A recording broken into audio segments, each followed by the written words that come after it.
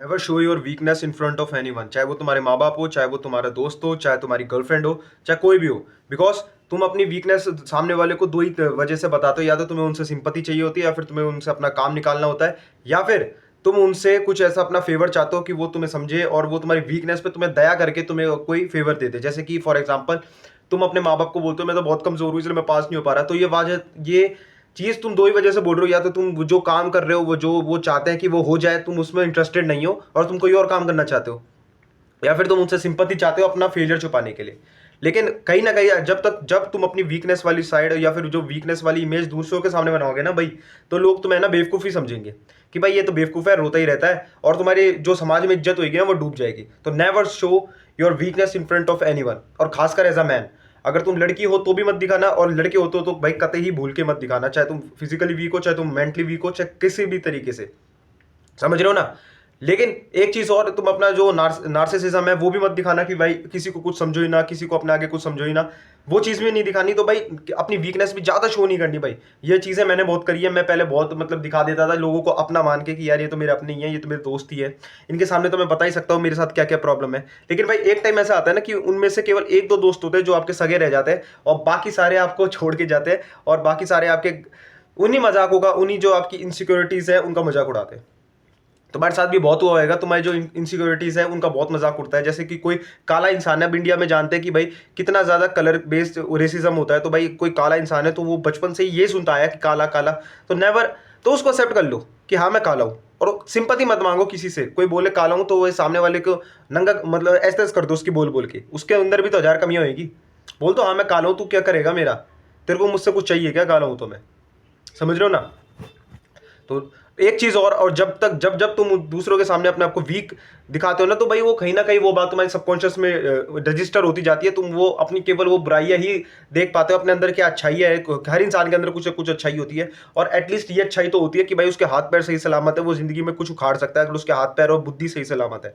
ठीक है, आपके अंदर जो जो अच्छाई है उन पे ध्यान दो और उनसे कुछ बनने की कोशिश करो। जब आप एक मुकाम पे पहुंच जाते हो ना भाई, जब आप बहुत तगड़ा पैसा कमा लेते हो, तो भाई ये जो बुराई है ना कुछ भी काम नहीं आती, और मैं बहुत रियलिस्टिक बात कर रहा हूँ। ठीक है। और तीसरी चीज और भाई, एक चीज और देखी होगी तुमने समाज में कि भाई जितने भी औरतें होती है वो विक्टिम कार्ड खेलती है।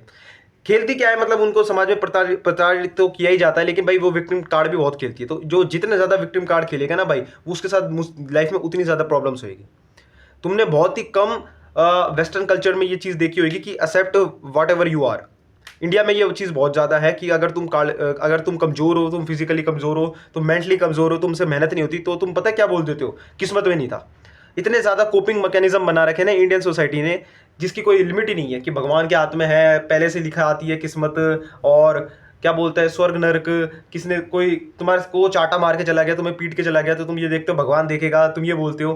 तुम जानते हो अंदर ही अंदर कि भाई मेरे में दम नहीं है कि मैं उसको जाके पीट सकूं, मेरे में दम नहीं है कि मैं उसको कन्फ्रंट कर सकूं। लेकिन तुम उसको कैसे कोपिंग मैकेनिज्म में यूज करते हो कि भाई कोई भी ऐसी उल्टी सीधी बात कर देते जिसका कोई लॉजिक नहीं है। और भाई मैं बहुत लॉजिकल इंसान हूं, मैं बहुत ज्यादा अंधविश्वास अंधविश्वास में विश्वास नहीं करता। मैं अपनी जो वीकनेसेस है उनको एक्सेप्ट करता हूं। मैं जानता हूं कि भाई मेरे पास अभी पैसे नहीं है, तो भाई मेरे को पैसे कमाने हैं।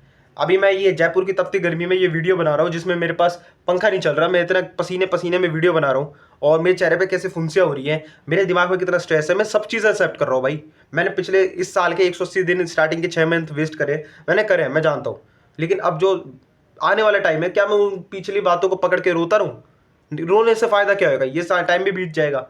एक टाइम पे आने के बाद मुझे फिर वो घटिया सी नौकरी करनी पड़ेगी 9 to 5, इसमें 50-60 हज़ार रुपए की तनख्वाह के लिए मेरे को दिन भर मरना पड़ेगा, और ना मेरे को उस जॉब में कोई इंटरेस्ट होएगा, बस वो केवल रिस्पॉन्सिबिलिटीज पूरी करने के लिए रह जाएगी।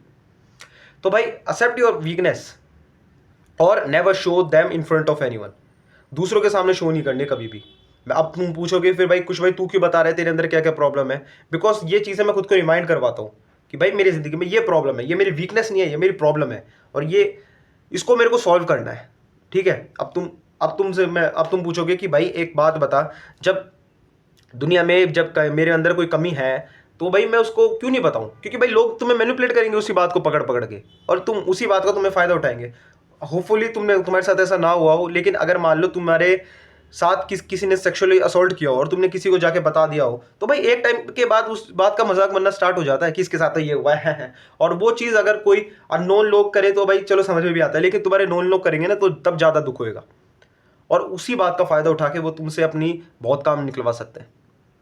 तुमने सुना है ना ब्लैकमेलिंग, तो ये ब्लैकमेलिंग रियल लाइफ में एग्जिस्ट करती है। तुमने सुना है ना मैनिपुलेटिंग, ये मैनिपुलेटिंग रियल लाइफ में एग्जिस्ट करती है। हो सकता है अभी तुम 16-17 साल के हो, देख रहे हो वीडियो, लेकिन मैं 20 साल का हूँ। और जब तुम 20-21 के हो जाते हो ना, तुम समझने लगते हो समाज को कि भाई एवरी वन इज फेक। दुनिया में हर इंसान फेक है भाई। तुम्हारे कॉलेज के बच्चे, तुम्हारे टीचर, तुम्हारे कहीं ना कहीं तुम्हारे माँ बाप भी, एवरी वन इज फेक। सब अपने एक रोल निभा रहे हैं तुम्हारी जिंदगी में। कोई तुम्हारे साथ सच नहीं बोल रहा। सच में हो सकता है कि वो तुम्हें अपनी कड़वाहट ना दिखाना चाहता हो, तुम्हें अपना प्यार ना दिखाना चाहता हो, लेकिन सब एक रोल निभा रहे हैं। अगर वो दोस्त है तो वो अपना दोस्ती वाली साइड ही दिखा रहा है, वो साइड जो रियल है वो नहीं दिखा रहा। समझ रहे हो ना मेरी बात? ये हो सकता है तुम्हें अभी समझ नहीं आया, जब तुम बड़े होगे 2-3 साल बाद बस बड़े होगे, वो तुम्हें तब समझ में आएगी। तुम्हारे माँ बाप हर वक्त ही खुद को ऐसे रिप्रेजेंट करते हैं कि भाई वो परफेक्ट है वो, लेकिन भाई उनमें भी 1000 कमियां हो सकती है ना, हो सकती है, नहीं हो सकती। तुम भी कभी किसी के माँ बाप बनोगे तो तुम्हारे अंदर भी 1000 कमियां होगी, मैं भी बनूंगा तो मेरे अंदर भी 1000 कमियां होगी भाई, कि मैं इतना लंबा नहीं हूं, मैं इतना हैंडसम नहीं हूं, और मेरे में 1000 अच्छाइयां भी होगी, लेकिन मैं अपने आप को रिप्रेजेंट ही ऐसे एक रोल मॉडल की तरह कर रहा हूं। तो भाई तुम जब उस बबल से ऊपर उठते हो ना, तो तुम्हें रियलिटी दिखने लगती है कि हाँ सब इंसान ही है, every one is a just human beings. सब एक कॉन्शियसनेस ही है, सबके अंदर सिर्फ दिमाग ही है, उसके अलावा कुछ नहीं है। कोई परम ज्ञानी नहीं है, कोई परम देवता नहीं है। तुम जितने अपने आप को दूसरों से कम समझते हो, तुम उनके लेवल के ही हो, और तुम उनसे ऊपर उठ सकते हो।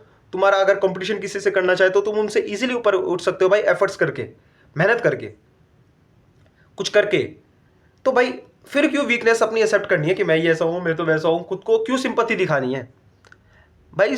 तुम किसी से सिंपैथी चाहते हो ना, तो भाई उसका कोई फायदा है नहीं, क्योंकि भाई एंड ऑफ द डे फिर तुम एक वो चूहे बन के रह जाओगे। कोई फायदा है नहीं ऐसे जिंदगी में जीने में। यू कैन कन्वर्ट और चेंज योर लाइफ इजीली, बहुत ही आसान होता है भाई। अगर तुम फिजिकली स्ट्रांग नहीं हो तो भाई जिम जाओ, तुम अपने आराम से डोले बना लोगे। अच्छा खाओ, तुम अपने डोले बना लोगे। तुम्हारे चेहरे पे से स्ट्रेस है तो भाई स्ट्रेस कम करो, तुम अपने आराम से चेहरा सही हो जाएगा। तुम अगर गरीब हो तो भाई कोई ऐसी स्किल सीखो जिससे तुम पैसा कमा सको, कोई अपना बिजनेस बनाओ, कोई ऐसी जॉब करो तो तुम पैसा कमा लोगे। अगर तुम पढ़ाई में कमज़ोर हो तो तुम पढ़ाई करोगे तो तुम पढ़ना अच्छा लग जाओगे। अगर तुम सोचते हो कि भाई मुझसे लड़कियां बात नहीं करती, तो तुम लड़कियों से धीरे धीरे बात करना, नॉर्मली बात करना स्टार्ट करोगे, तुम्हारा फीमेल इंटरेक्शन बढ़ जाएगा। अगर तुम्हें लगता है मैं अच्छी स्पीच नहीं दे सकता, तो ऐसे कैमरे के सामने बैठ के ऐसे बोलना स्टार्ट करोगे, तो तुम कैमरे के सामने तो अच्छा बोलोगे ही, और रियल लाइफ में जाके भी तुम झंडे गाड़ दोगे बोलने में। जब मेरी क्लास में जब कोई भी डिबेट कॉम्पिटिशन होता है, मैं कॉलेज में हूँ, तुम्हारा भाई झंडे गाड़ देता है, कोई टिक नहीं पाता सामने। क्यों? मेरे पे प्रैक्टिस है भाई। मैं इतना यहाँ पे बक कर रहा हूँ, तो वो वहाँ पे इतने सारे लोगों के बीच में मेरे को क्या फर्क पड़ेगा? मैं जाके एसेस कर देता हूँ, तालियां बजती है दबा के। तुम अगर क्रिकेट में अच्छे नहीं हो, तुम अच्छी बैटिंग करो, प्रैक्टिस करोगे भाई, practice makes a man perfect. तो तुम्हारी जो जितनी भी वीकनेस है ना, इन सब वीकनेस का एक टोटल सॉल्यूशन केवल एक ही है, practice practice practice and persistence, persistence also. ठीक है? तो ये मेरी वीडियो का मोटिव था कि भाई दूसरों के सामने कभी भी रोना मत करो, आर मत करो, और live your life to the fullest. Okay, bye.